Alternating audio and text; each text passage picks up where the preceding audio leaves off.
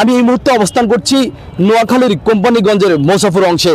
ভারতীয় পানির তোড়ে তারা হারিয়েছে তাদের স্বপ্নের রেগুলেটর। তাদের প্রত্যেকের দাবি এই রেগুলেটর যদি নির্মাণ না করা হয় তাহলে ক্রমান্বয়ে ভেঙে যাবে তাদের বসতি, হারাবে তারা তাদের সব সহায় সম্বল।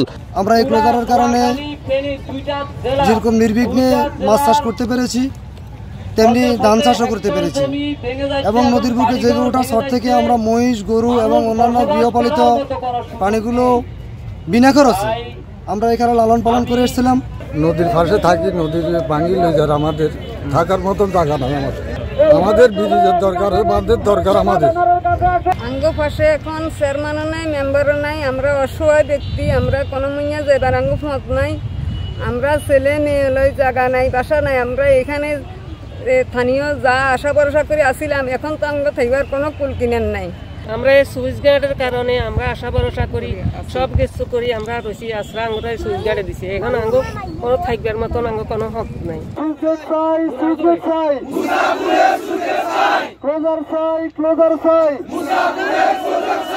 যারা এই রেগুলেটর নির্মাণের সাথে জড়িত ছিল, ত্রুটি থাকলে তদন্ত সাপেক্ষে ব্যবস্থা গ্রহণ এবং পুনরায় নির্মাণের দাবিতে তারা এতক্ষণ পর্যন্ত মানববন্ধন করছিল। এই ব্রিজটা নির্মিত হলে দুই অংশের মানুষের জীবন জীবিকা ঠিক থাকবে, সচল থাকবে তাদের পরিবার। এভাবে যখন ভাঙি যার আমরা কোন তো মাঙ্গ তো কোনো স্থানীয় নাই।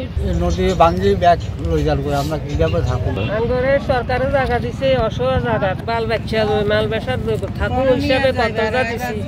থাকুম হিসাবে আমরা সংসারই জোয়াইছি, কিছু আমরা রাখবার মতন করবার মতন নাই। কারো মনে করেন সম্পত্তি কোনো নেই, কারো কোনো বাবার সম্পত্তিও নাই, মার সম্পত্তিও নাই। আমরা অস্থায়ী অভাবী এই আদর্শ গ্রাম আইসি।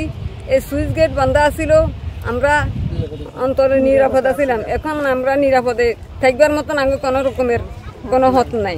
গত 26/8/2024 তারিখ সকাল অনুমানিক 10:15টায় আমাদের এই স্বপ্নের ক্লোজারটি নদীগর্ভে বিলীন হয়ে যায়। এই সোনাগাজীবাসী, নোয়াখালীবাসীর প্রাণের দাবি, এই সুইচ গেটটি নির্মাণ করলে এই এলাকার লক্ষ লক্ষ একর জমি বাঁচবে, ফসল হবে এবং মানুষ উপকৃত হবে। মুসাফিরের রেগুলেটরটি ভাঙার পর থেকে বাংছে এখন এই অঞ্চলের বাসিন্দাদের স্বপ্নের এই বসতি, সেগুলো ক্রমান্বয়ে ভেঙে নদীগর্ভে বিলীন হচ্ছে।